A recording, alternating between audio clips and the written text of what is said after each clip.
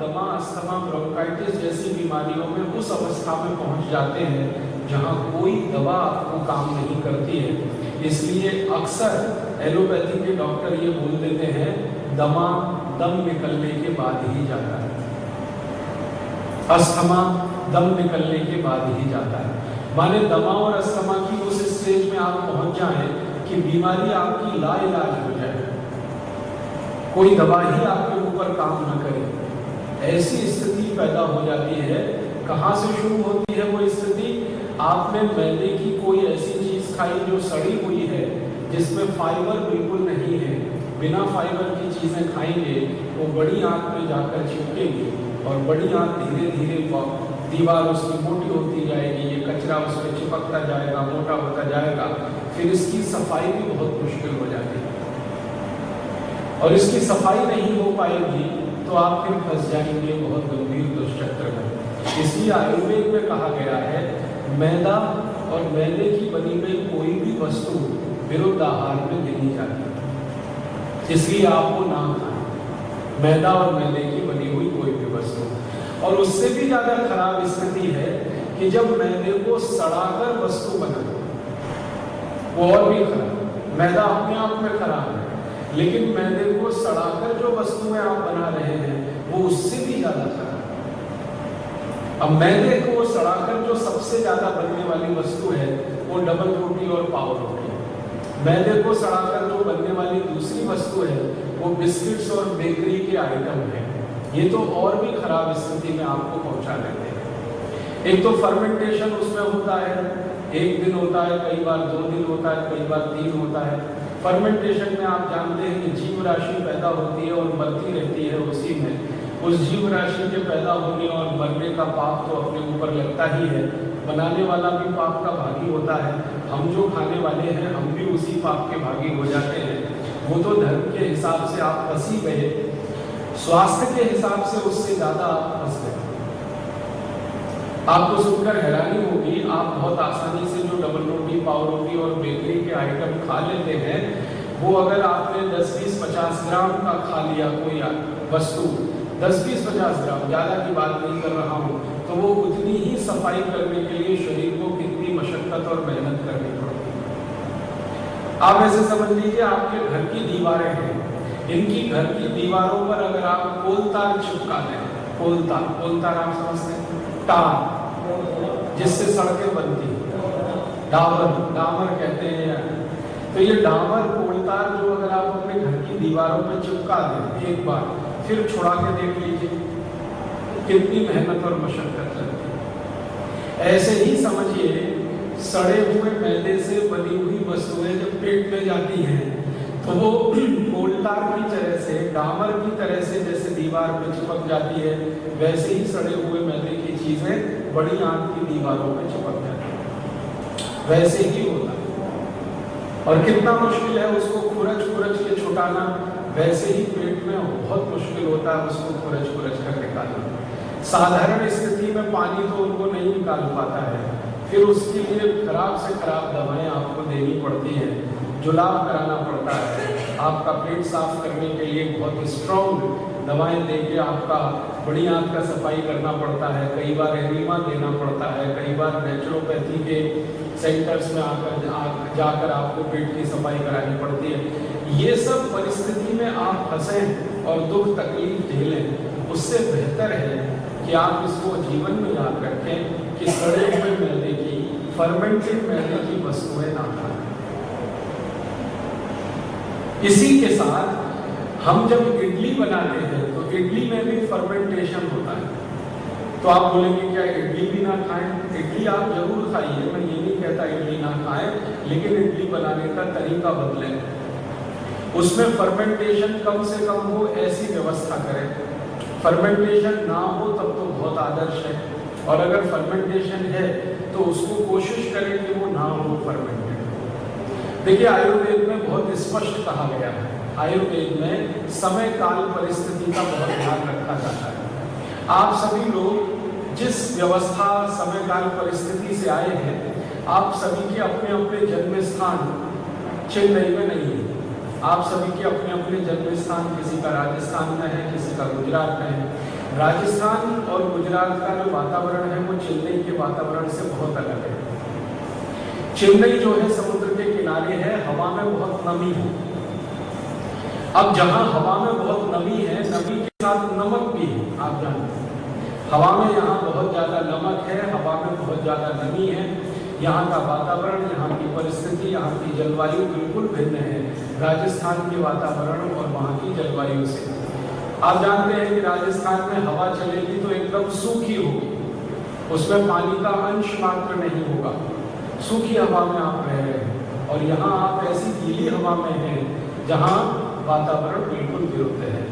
तो आपको ध्यान हमेशा ये रखना है कि आप संक्रमण काल में हैं। आपका जन्म स्थान, जहाँ से आप निकले, आपका डीएनए, आपका बॉडी स्ट्रक्चर, आपके शरीर की सारी संरचना वो तो बनी है राजस्थान की आबो हवा और जलवायु में, और आप रह रहे हैं उसके बिल्कुल विरुद्ध वातावरण।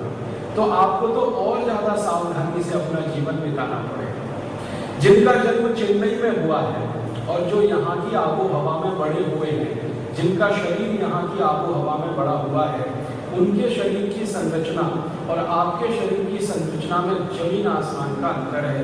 आप चाहें तो अपनी आंखों से देखें।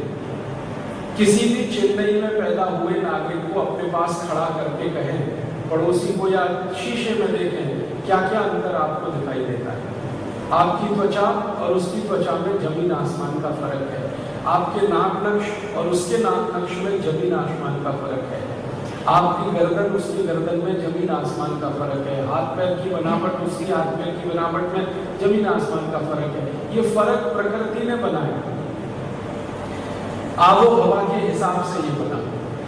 तो जब शरीर में भिन्नता है तो भोजन में भी भिन्नता होगी, भोजन में भी भिन्नता होगी। जब शरीर अलग अलग है, शरीर की संरचना अलग अलग है, तो उनके लिए जो भोजन है वो आपके लिए उतना लाभकारी होगा ये कहना थोड़ा मुश्किल है। उनके लिए बहुत सारी चीजें भोजन में वो उपयोग करेंगे, बहुत उपयोगी होगी, आपके लिए शायद नहीं होगी। आपके लिए वो बहुत उल्टी भी सिद्ध हो सकती है।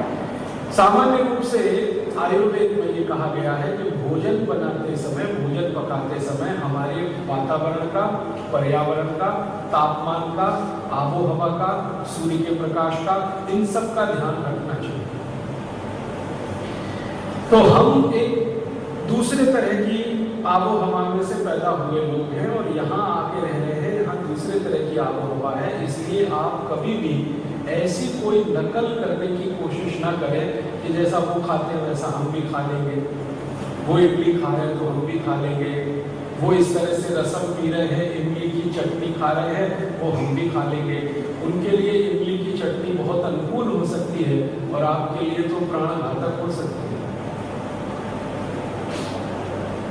आपके लिए वही इमली की चटनी प्राणघातक हो सकती है जो उनके लिए दवा जैसे। जो इडली वो खा रहे हैं वो शायद उनके लिए बहुत अनुकूल हो सकती है, लेकिन आपके लिए तो वो तकलीफ का कारण बन सकती है। तो आप हमेशा इस बात का ध्यान रखें, विरुद्ध आहार की चर्चा चल रही है, कि आप अपने आहार को अपने हिसाब से तैयार करें।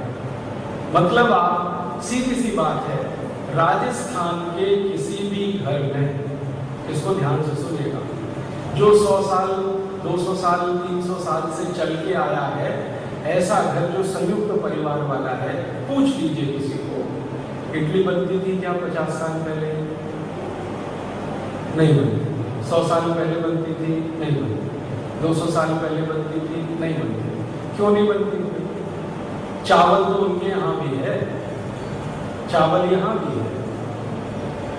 इडली वो नहीं बनाते और यहाँ वाले बनाते हैं। क्यों नहीं बनाते? क्योंकि वो जो सूखी हवा है जहाँ वो रहते हैं, तापमान बहुत तेज है, 50 डिग्री सेंटीग्रेड तक, और सूखी हवा में चावल को सड़ाकर खाना प्राणघातक हो सकता है। आप जानते हैं क्यों? सूखी हवा में शरीर में पानी कम होता है। आप जानते हैं, सूखी हवा है ना, गर्म हवा पानी को सोखती है। जब वातावरण की हवा में पानी नहीं है तो शरीर में भी पानी कम होगा। ऐसी स्थिति में आपको ध्यान ये रखना है कि कि कौन सी ऐसी चीजें खाएं जिनसे हमारा पानी और कम ना हो, तो आपको ये ध्यान रखना पड़ेगा। तो वहां तो चावल आप सूखा खाना तो अच्छा है, चावल सूखा माने चावल को बनाया, फिर उसमें बघार लगाया, बघार लगाने से उसकी कुछ वाष्प निकल गई, पानी कम हो गया, वो चावल आप खाएंगे तो बहुत अच्छा पड़ेगा आपको। लेकिन यहाँ की तरह से उसको फर्मेंट करके सड़ा के 1 दिन 2 दिन फिर बनाएंगे तो वो तकलीफ कर देगा। इसलिए भारत के हर क्षेत्र में वहां की आबो हवा के हिसाब से भोजन तैयार होता है। राजस्थान के लोगों के लिए लापसी बहुत अनुकूल है। आप लापसी खाएंगे तो आपके लिए अमृत के जैसा है। और किसी तमिलनाडु के भाई को खिला के देख लीजिए, उसकी क्या तकलीफ होगी। लापसी खिला के देख लीजिए उसको।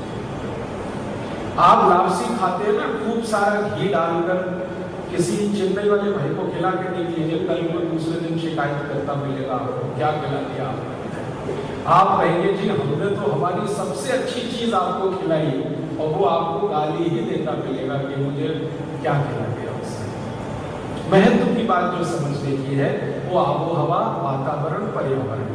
मैं अब जो महत्व की बात पे आ रहा हूँ, जो आपके ध्यान में लाना चाहता हूँ, वो ये कि जैसे लोग होते हैं, जैसा वातावरण होता है, जैसा पर्यावरण होता है, वैसा ही भोजन होना चाहिए।